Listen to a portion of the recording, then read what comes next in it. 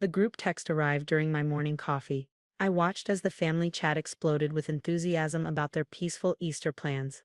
Mom, this year's Easter brunch will be immediate family only at the country club. We need a calm, peaceful celebration. Dad, perfect idea, no extra stress. Sister Kate, finally, just us, brother James. About time.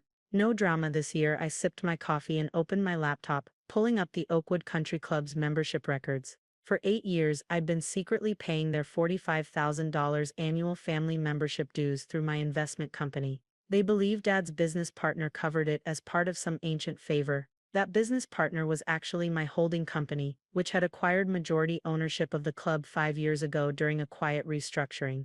The same company that approved their membership application when they'd been on the waiting list. I typed a quick email to the club president. Please schedule the annual membership review for Easter Sunday, 11 a.m. sharp. All documentation required. My phone buzzed again with more family messages. Mom, I've already reserved the main dining room. It'll be so elegant without any complications. By complications, she meant my habit of bringing holiday gifts for the staff's children, setting up elaborate Easter egg hunts in the club's garden, and arranging professional family photos on the grand staircase. Hate. Remember last year when she insisted on giving Easter baskets to everyone? So over the top, those custom Easter baskets had cost $200 each, filled with imported chocolates and handcrafted items. I'd ordered them from a boutique in Paris, carefully selecting items for each family member. James. And those ridiculous flower arrangements she brings. The ridiculous arrangements were designed by the city's top florist, costing thousands. They always mysteriously appeared early Easter morning, credited to the club's holiday decorating service. Mom texted privately, "You can still drop off those deviled eggs you make. Everyone likes those at least." I didn't respond. Instead, I reviewed the club's membership requirements. Annual dues, maintenance fees, minimum spending requirements, all quietly covered by my company for years. Another group message from Dad: "We'll start a new tradition. A proper country club Easter." I smiled, remembering how they'd struggled to get into the club initially. The 5-year waiting list had mysteriously shortened when my company acquired it. Their application had been surprisingly approved within weeks. Hate. Mom, can we sit by the window? You know, where they always put those fancy flowers. James. And make sure we get the good champagne this year. The window seating they loved? I'd renovated that entire section when my company took over. The good champagne was a special import I'd arranged for the club's wine list. My phone rang. Mom calling. I let it go to voicemail. "Just checking if you got our message about Easter," she said. "You understand, right? We need a nice normal holiday. You can leave the deviled eggs with the front desk on Saturday. No need to make a fuss." I opened my calendar and marked Easter Sunday. Then I emailed the club's financial department requesting a complete audit of the membership account, including all covered fees and special arrangements for the past 8 years.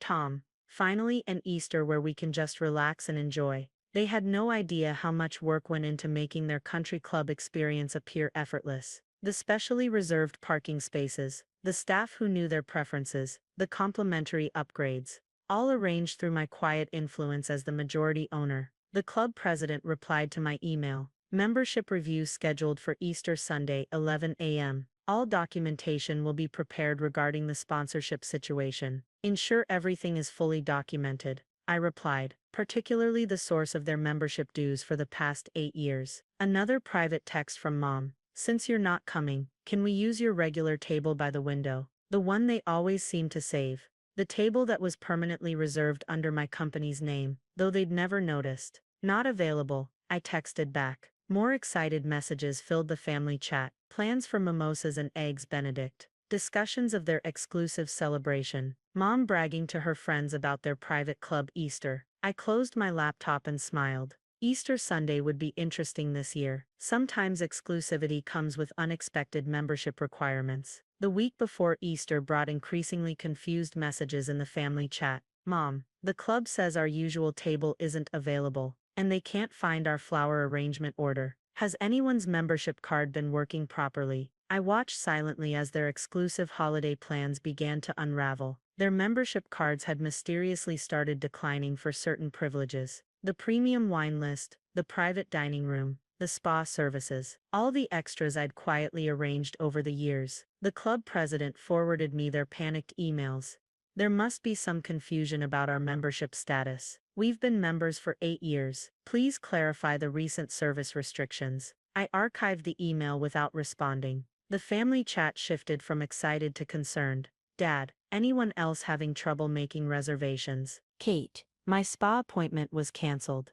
James, the golf pro says I'm not on the preferred tea time list anymore. Mom, why are they asking about our membership dues? I'd always handled their membership benefits through my company. The preferred tea times, the automatic spa access, the special reservations, all quietly managed without their knowledge. 3 days before Easter, the panic escalated. Mom called repeatedly. The dining room says we need to confirm our sponsorship. Something about membership review. Why are they asking for payment documentation? Did you hear anything about changes at the club? Dad sent a private text. Having some issues with the club. You're good with paperwork. Any advice? I replied with a link to the club's basic membership rules and requirements. The day before Easter, their anxiety peaked. Mom, they can't find our flower order.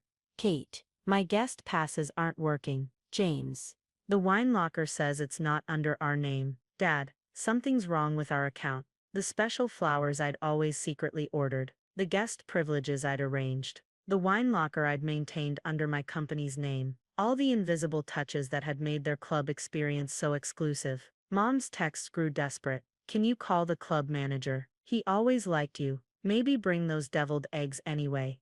We might need help sorting out this membership confusion. Everything's so disorganized suddenly. I turned off notifications and reviewed the membership audit report. 8 years of dues, fees and special arrangements, all traced back to my company. The audit would be presented during tomorrow's review. Easter morning, my phone exploded.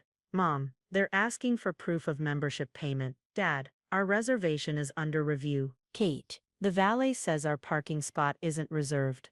James, what's happening with our account? The carefully maintained illusion of their elite country club status was unraveling. Every privilege and perk I'd quietly provided was being questioned. At 10 a.m., Mom called in tears. Everything's wrong. They're asking about some business partner sponsorship. Our table isn't ready, and the manager keeps mentioning a membership review. Maybe you could come help. You're good with these things. We'd still have our peaceful brunch. But, sorry, I replied. Enjoy your exclusive celebration. I spent my Easter morning reviewing the membership audit documents. The 11 a.m. review would reveal exactly who had been maintaining their elite status all these years. At 10:45, the family chat erupted. Mom, why is the club president asking to meet us? Dad, something about ownership changes. Kate, our membership is suspended. James, what's happening at 11? I smiled and gathered my paperwork. Sometimes exclusivity reveals exactly who's been pulling the strings. At exactly 11 a.m. on Easter Sunday, I walked into the Oakwood Country Club's main conference room. The club president and board members were already seated. My family sat opposite them, their Easter brunch finery contrasting with their worried faces. Thank you for joining us, the club president began. We're here to discuss the Johnson family membership status and sponsorship. He paused, looking at me. Our majority owner is present for this review. Mom's face shifted from confusion to disbelief. Majority owner? Yes, I said, taking my seat at the head of the table. Through my investment firm. For the past 5 years, the silence was thick enough to cut. Dad's mimosa glass froze halfway to his mouth. That's impossible, Kate stammered. All documentation is present, the club president stated, distributing folders, including 8 years of membership dues payments, special arrangements and facility improvements authorized by the owner. My family stared at the papers showing years of $45,000 annual dues payments from my company. The business partner who sponsored us, Dad began, was my holding company. I finished. The same one that approved your membership application when you were 847th on the waiting list. James flipped through the documents, face paling at the numbers. The wine locker, mine, I said. The flower arrangements, my standing order. The preferred parking, my authorization. The special table, reserved under my company's name. Mom's hands trembled as she read the audit report. But, all these years, yes, I said calmly. While you enjoyed your exclusive membership, I was signing the checks, including the $3 million renovation of the East Wing you love so much. The club president cleared his throat. According to our records, your membership was contingent on continued sponsorship. Given recent developments, we need to address your status. You can't just cancel our membership,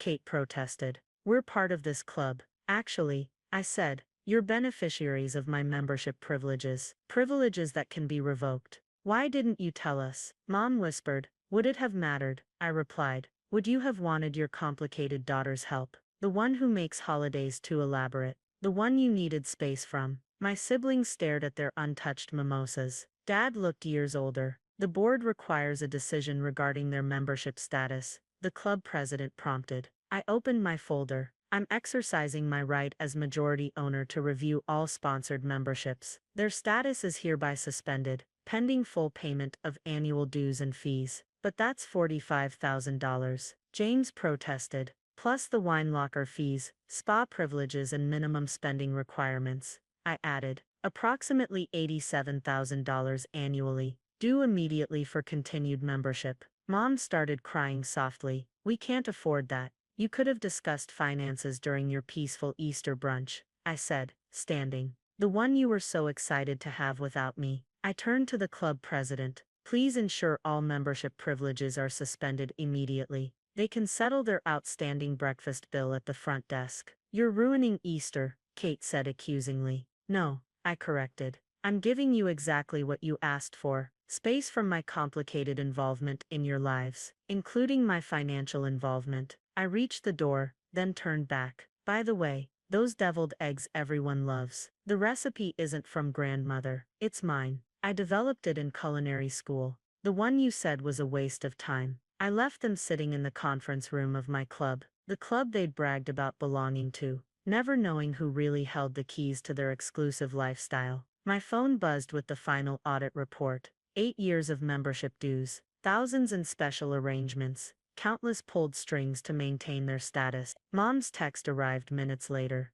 We had no idea. Can we please talk? I didn't respond. Sometimes exclusive membership comes with hard lessons about who really belongs, and who's just been given a free pass. They wanted space from my involvement. They got exactly what they asked for, along with all the financial responsibilities they'd never had to consider. I smiled and checked my calendar for Mother's Day. I wondered how they'd handle that celebration when they realized I also owned their favorite upscale restaurant downtown. Sometimes the price of peace and space is learning exactly what you've taken for granted.